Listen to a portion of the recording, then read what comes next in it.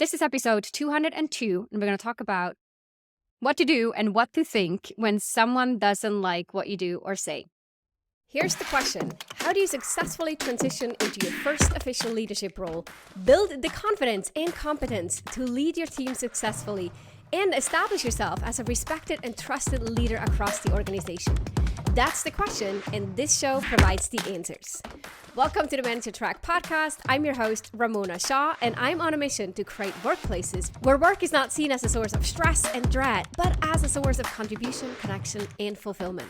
And this transition starts with developing a new generation of leaders who know how to lead so everyone wins and grows. In this show, you learn how to think, communicate, and act as the confident and competent leader you know you can be. Welcome to the Manager Track podcast. If you've been in a formal or informal leadership role, you've most definitely come across a situation where something that you say or do causes another person to be frustrated, disappointed, sad, or just in disagreement. And when you have authority in a way, or it's going to be your decision, your call to make, you'll probably have to live with another person not liking you for a moment or not being pleased or happy with either, again, what you said, what you decided, what you're doing. And for many people, this can kind of be uncomfortable. This can be hard because our natural instinct as human is to want to be liked. And most of us, over the course of our lives, we have to get more grounded in our own views, our own beliefs, and be less affected by other people's opinions about us. And this growth, this journey of growth can feel uncomfortable at times. And for many, especially new managers who now find themselves more exposed to situations where they have to make decisions that not that straightforward and are often not liked by everyone. That's inherent in being a leader in the leadership role. That those situations or this growth is accelerated and the discomfort just becomes more stronger and stronger. And I want to talk about this because it comes up in coaching conversations with my clients a lot. And many people think there's either something wrong in how they made a decision or what they said or did that then therefore made someone else be upset or didn't like what they did. So they make that mean that they did something wrong. That's one. Or they just have a hard time coping with the fact that they have to make these decisions and they feel guilty, or they feel they need to now go solve their other person's feelings. And they spend a lot of time trying to explain themselves or trying to support the other person and finding solutions for them so that they can feel better. And I want to talk about this because both of these behaviors can undermine your leadership effectiveness. So the first thing I want to emphasize is disagreement is normal. You cannot prevent it. And in fact, if your team members never disagree with you and never communicate any disappointment or frustration or just dissent to you or about the decisions that you're making, it's likely that they don't feel safe in conversations with you to bring those up. If people bring it up to you and they address it directly with you, the good news is they think that you're open to these kind of conversations and they feel that you're creating a safe space to have it and address it. So that is initially a good sign. Now, it depends on how you're responding to this. And I want to give a quick example here. And I'm making a bit of an extreme example to show what that could look like and then for us to talk about responses. So imagine you're working at a company, a tech company, and you're about to launch a new software product. Let's say the stakes are high, the deadline is tight. The leadership team overall, including you, decides to implement a mandatory overtime for the next month to launch this product by the deadline. So you as the leader, you announce during a team meeting that this mandatory deadline is going to come into effect. And this is to ensure that the product can launch on time. There's a lot of pressure from stakeholders, the board, from investors and so forth to make this happen. And because of that, everyone on the team needs to work an additional 3 hours daily, including Saturday. And you're now emphasizing the importance of this push and how big this will be for the company. And you're saying, I'm appreciating everybody buying into it and teamwork, and we're going to make this happen. And you're painting the vision and all of that. And of course, you recognize this is a big ask to make, but you're also clear that this decision was made on the leadership team, not by yourself alone. So now you're representing it. You're trying to rally the team around this idea, this big vision, and what it will feel like and be like once this product launch has been successfully released. But you have one particular team member on the team. Let's call that person Jordan. He is a software developer, and he is also the parent of young children. And you can tell immediately in the meeting that Jordan is getting really frustrated by this decision. He values, and you know that, he values work-life balance. And he's chosen to work for your company specifically because of the flexible working hours and the remote work policy. So now, all of a sudden, we're imposing this mandatory overtime, or you are imposing this mandatory overtime without consulting them first, right? And in Jordan's view, without considering personal circumstances. And Jordan, of course, feels really disrespected. He feels that you don't acknowledge his personal commitments. You don't recognize what's important to him. And he's very frustrated, and specifically frustrated with you. He may recognize like, yeah, okay, the C-suite may want that, but you as my manager, you should have advocated on my behalf. You should have pushed back. You should have never agreed to this. Now, you and Rush start to recognize like, yeah, I'm a bit in a sandwich, right? On one hand, you probably can relate and be empathic to Jordan and Jordan's situation. On the other hand, though, kind of your hands are tied. If the entire C-suite and everyone else is on board with this decision, you're representing leadership in this moment. So you're going to have to go to your team and ask for this. And of course, you're hoping everyone will just buy into this and everyone will be, yay, let's go. So while this may sound like a bit of an extreme example, these kind of unpopular decisions are just part of being a leader. And the frustration of team members is also something you have to learn to accept and do not shy away from. In a situation like this, there's a few really important things I encourage you to consider. One, nothing went wrong. The frustration here is normal. Don't try to make everyone happy. Acknowledge that sometimes decisions have to be made or are being made, and half the team will not be happy about it. And so the biggest challenge here is to allow someone else to have their emotional response to whatever is going on without you feeling like you have to solve for it. You and all of us individually are responsible for our own emotional lives and our emotional reactions. It's not for someone else to make us happy, not for someone else to take care of our emotions. We are responsible for that. You are for yours and I am for mine.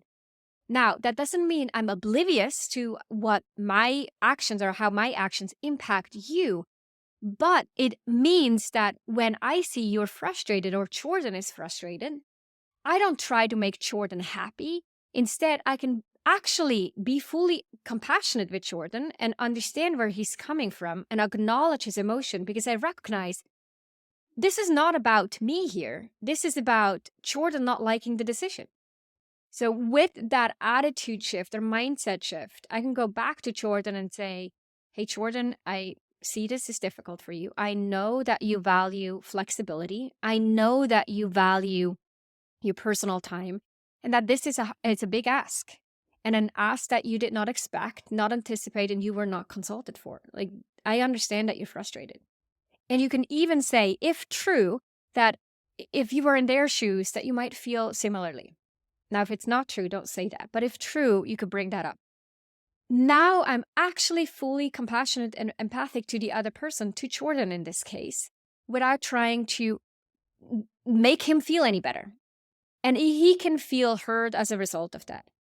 The only way, though, for me to do this again is, one, let him have his emotional response to this without thinking that anything is going wrong. That's just part of the decision. It's to be anticipated and it's normal. Two, that I'm not responsible for his emotions. I'm responsible for my emotions. And of course, I'm responsible for my actions and making sure that I do the best I possibly can in being an effective leader and making good decisions and representing the organization well. So of course, we'll get to that in a moment. We'll need to see if there's something for us to learn. But beyond that, this is about Jordan right now, and I acknowledge Jordan. And then once Jordan feels acknowledged and we talk about this, and then we shift to talking about the problem and say, okay, listen, I understand all this. And here is the scenario that we're dealing with. We have this deadline come up. We looked at a number of different options on how we could go about it, and there is simply no other way. And so we are asking for this additional overtime, and here's how we're compensating for it. Now, of course, Jordan has a choice. Jordan can quit if he wants to. Jordan can say, I'm not going to show up for that. And of course, there'll be consequences to that.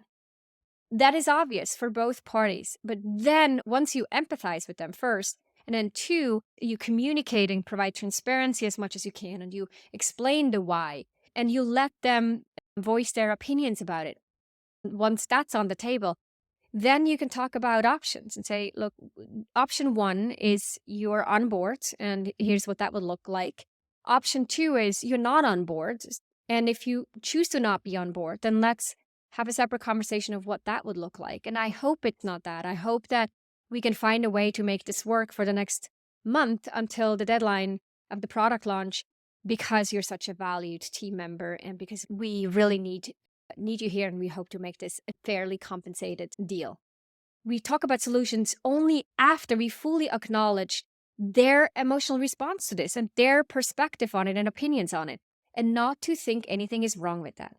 That's really important. For most of us, that requires a bit of a change in how we think about emotional responsibility. If we think that our actions are the reasons why someone else feels a certain way, now we start to feel responsible when someone's angry or disappointed and we're trying to solve it. We might go in and say, I'm really sorry. I wish I was able to make a different decision. What can I do to make you feel better?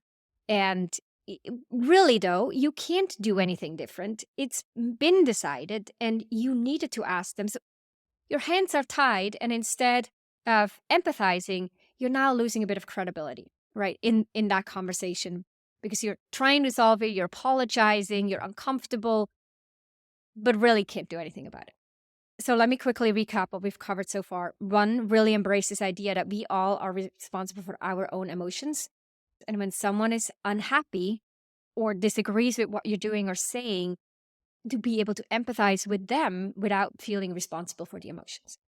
Once that's done, second, you can talk about the solutions. You can address the options that are on the table. And then separate from that, you can have this internal dialogue, or maybe in conversation with other people or the person affected. What can you learn about this situation for yourself? Like, understand, where is it coming from, especially if you were blindsided, you didn't expect a negative response from someone. Be curious of their perspective. See if there's something that you could have said differently, done differently, that would have still allowed you to be effective in your leadership or management role and your decisions and so forth, but also would have mitigated the emotional response or the conflict that came out of it. So that is the self-reflection, the self-assessment, being curious, trying to learn from them, staying curious in the conversation, really being open-minded to understand where they're coming from. Of course, if there is some common ground, if there's something to negotiate, that would allow you to move forward, lean into finding the solutions. But if you can't, then it's okay. For example, if you set expectations for everyone on the team, hey, by Friday, everyone needs to turn in their weekly report. And out of the 5, 4 people turn in their weekly report by Friday, and you have one person who doesn't turn in their weekly report. You may say on Monday, hey, I needed your weekly report on Friday. What happened? And they may give you reasons why the report is useless or why they missed it.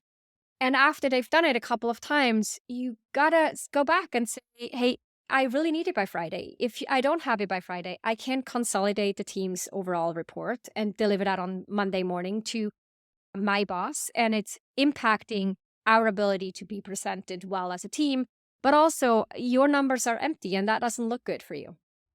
So I need that report.